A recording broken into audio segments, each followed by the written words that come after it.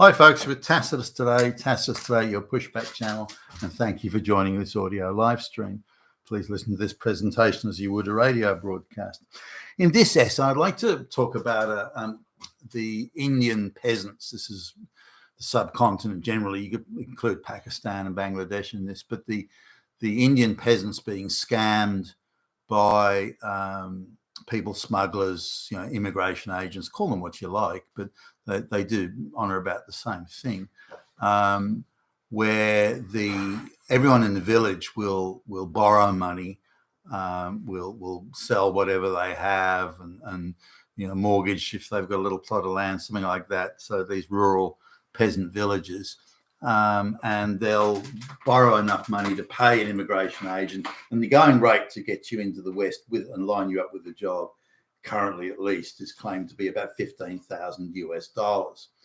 And immigration agents, again, people smugglers, will demand this amount of money, and they'll say, look, we can slot you straight into a job in say England,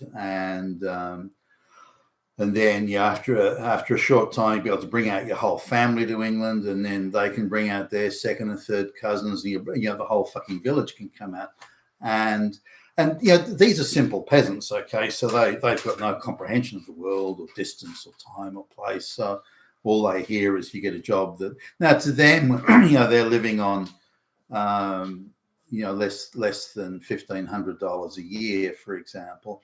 And so we'll get you a job in England that pays $20,000 a year. Whoa, fuck, $20,000, and they've got no concept of cost of living and things like that. They, again, they're simple rural peasants, and they don't have no idea what they're getting into. All they do know is they want to get the fuck out of India, and there are over a billion with a B. There are over a billion people who are absolutely gagging and clamoring to get the fuck out of India.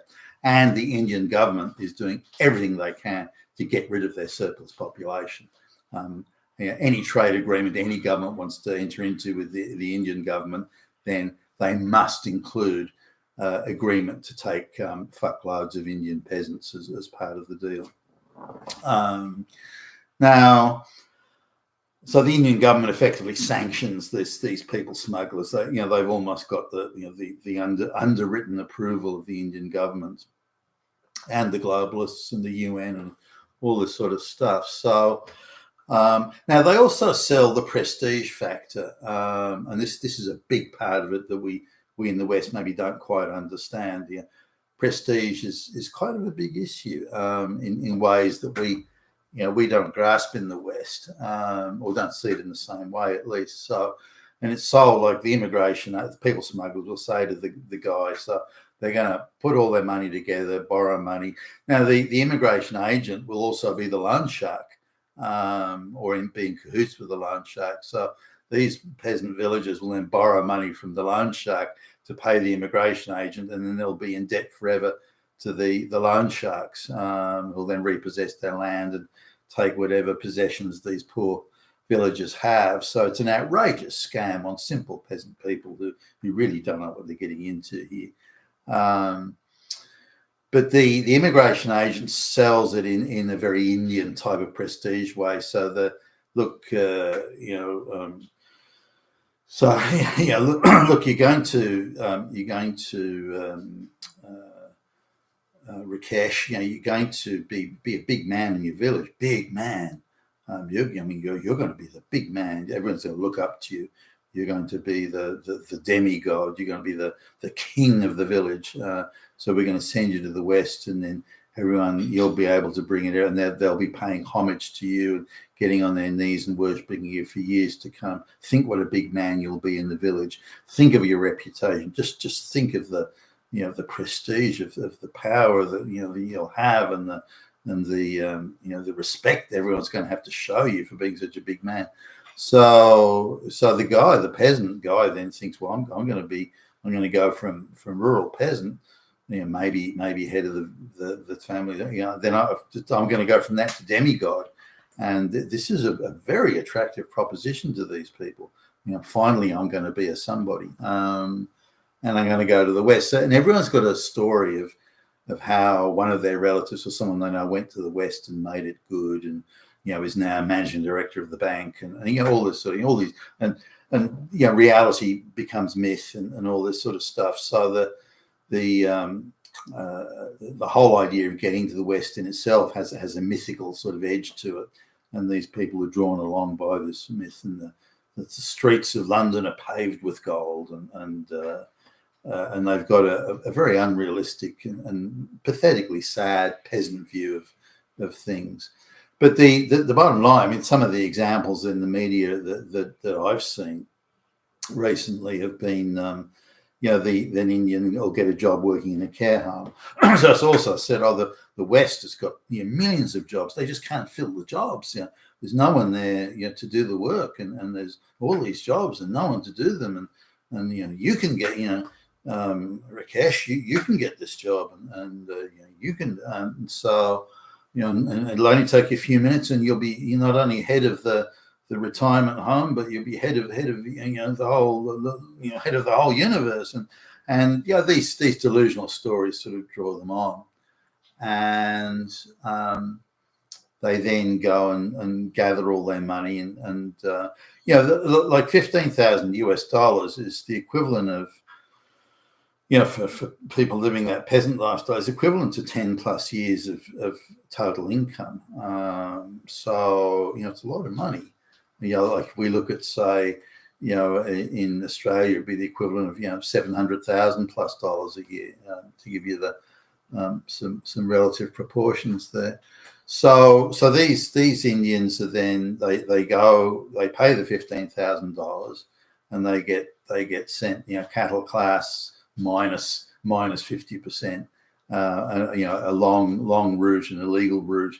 All the documents they're supposed to have are being prepared. Now, what happens is the immigration agent is just bribing people. Now, this is a language that Indians understand. If you say you've got to sit for a meritorious exam, the outcome is uncertain. So that's a high risk venture as far as Indians are concerned. But if you say, well, no, I'm going to bribe all the officials, so it's to guarantee, that's a guaranteed outcome. So Indians understand and relate to bribery and corruption. I'm just bribing everybody to get you to England or to the West. Oh, okay, I understand that. So they're without realizing the implications of it, because bribery and corruption is standard practice in India. Without realizing it, they're already entering into a corrupt world of corrupt practices. Now, if someone says to me, Billy Bob, we can get you into this or do that, because we'll just bribe everybody, I would be repulsed by that. I would think, well, that's a bit shady. I don't want to be part of something like that. But to the Indian mentality, I'm going to bribe everybody. Oh, okay, I know, I can relate to that. That's a good idea. So they're willing and more than willing, gagging to go along with any sort of bribery and corruption, as they see that as not only standard practice, but it guarantees for them an outcome.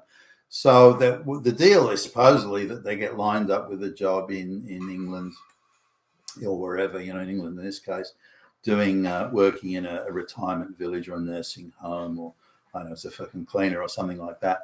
So they get to England, and what they find is when they get there, there actually isn't a job. What they have to do is actually arrange a sponsorship. Now, the immigration agent supposedly is doing this, but it gets them to England. Then they have to effectively apply to the nursing home and say, well, I'll come and work here, and you'll sponsor me. So they can be sort of backdoor sponsored.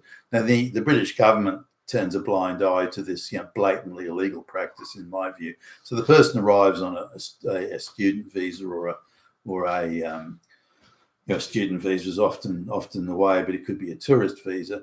But the immigration agent will own some scam bullshit supposed training school in England, and they'll put pretend that the Indian is going to study at this school, and then they'll give them some bullshit diploma. But that really, it's just an underground way of getting slave peasant labour to work in in this case a nursing home. So. But they find the Indian finds when they get there isn't actually any job lined up. They're so unskilled, their IQ is so low, and they're so, they've never had a job in their lives, and so they can't even get a job in a nursing home. So that all falls over. But they're now bankrupt. The whole village has been bankrupted by the immigration agents taking the money, and it's a fellow Indian. It's not like a white guy's doing it to them. So, and the fellow Indians will happily and gleefully prey upon their fellow citizens. And you need to understand Indian mentality. And I've mentioned this a number of times. The world has a fixed amount of wealth in it or money in it. So if you can get money from someone else by any practice of deception or any sort of deception, then they deserve to lose the money. You deserve to get it. And if they fell for your deception, that just shows how clever you are in deceiving others. And deceiving others is considered a legitimate way of making money in India and the subcontinent generally, which I find, you can see why it's a basket case to a poor country if that's the attitude, and why it's never going to really get beyond that.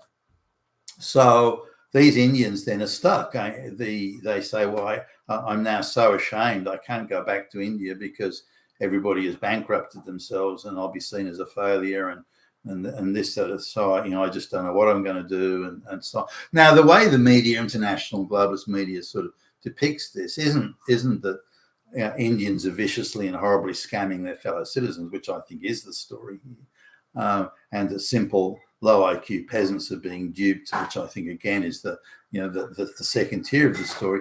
Instead, they present it on the other way, that look at these poor Indians, they're just so unfortunate. So the only way we can do this to stop this practice is to just give all the Indians who want to come here open season, open slather, so they can just arrive, and then this deprives the people smugglers of their business model.